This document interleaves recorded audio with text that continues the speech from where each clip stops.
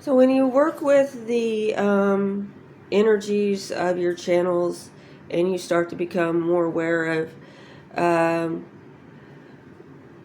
what you're responsible for, who you are. I mean, we could talk about non-self and things like that, but yet there is the illusion. None of us are so purified. We take the oath of not going past the 10th bhumi without authorization, trying to stay a bodhisattva um, for the sake of sentient beings and not to become a fully enlightened being in terms of ignoring all of the phenomenon in their entirety until such time as everybody has learned how to do that. So we have to start, people who have taken the Bodhisattva vow have to start deliberately engaging with illusion and rather than being passively swayed by it. And as you start to be able to do that, particularly by working with your channels, by learning to neutralize the 5 poisons of samsaric existence that cause people to drift, in cyclic existence, you become very different from everyone around you. You see different opportunities than they see. You perceive emotions as being less real than they do. You become aware of their attachments. And this is why you need to cultivate compassion, because it is not natural to want to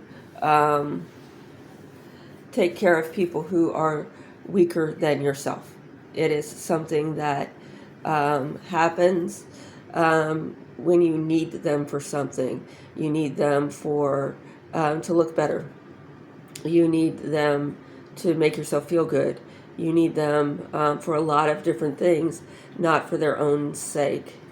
And trying to understand whether or not you're doing anything for somebody else's own sake is something you can do with your increased focus, your increased efficiency of time and its usage. Because as you get better at scheduling yourself, you find time that other people didn't even know existed. And then you have to have bodhicitta, because people will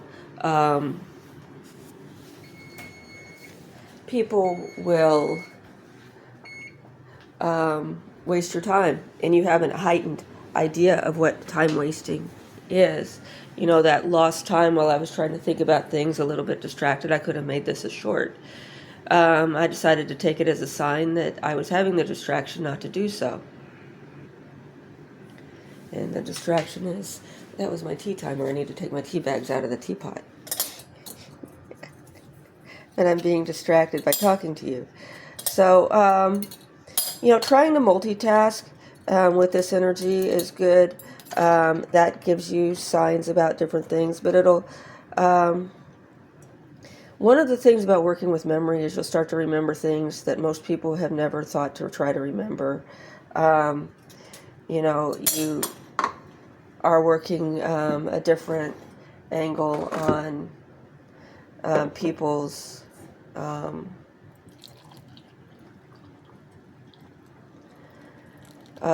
interaction with you in the past.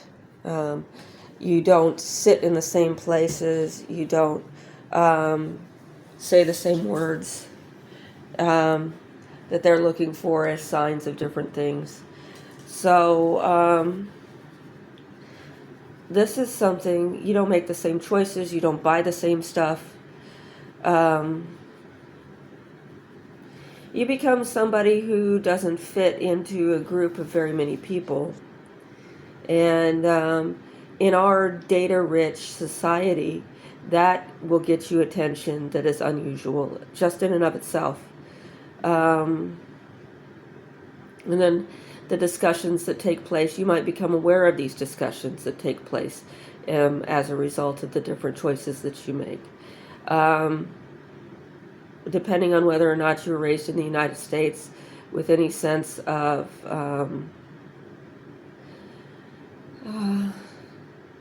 see, I've completed high school, I completed college, I completed graduate school.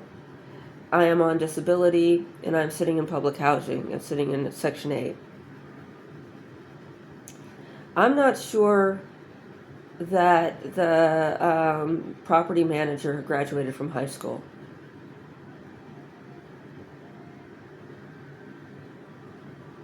And when I was at the hospital, I was aware that most of the people around me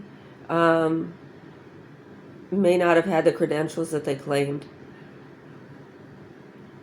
and that that's not how they do things in the society that I'm living in here.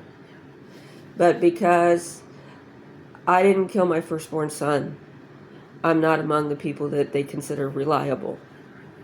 There's a place called the Heart Tree Circle that is where they determine what your destiny is.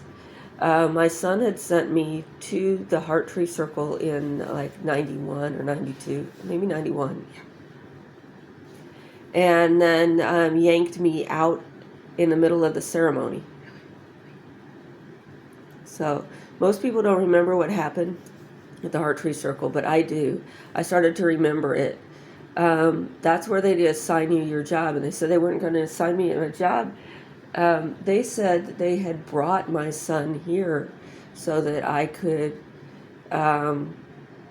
They found out where he was. They had gone after him, and that was the reason why my husband had hidden him.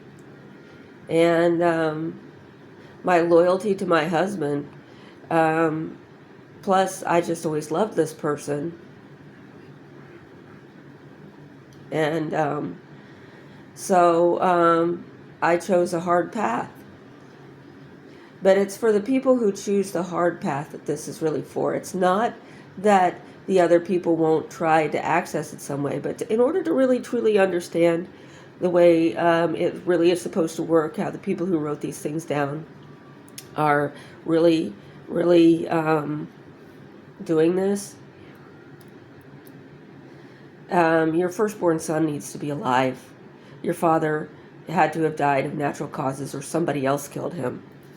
And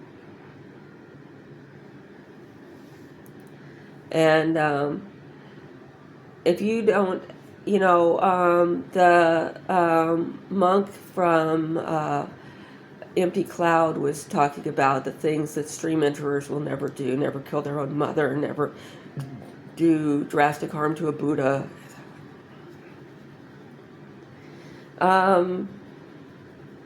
But as far as raising one's voice, I think you're being a little too strict.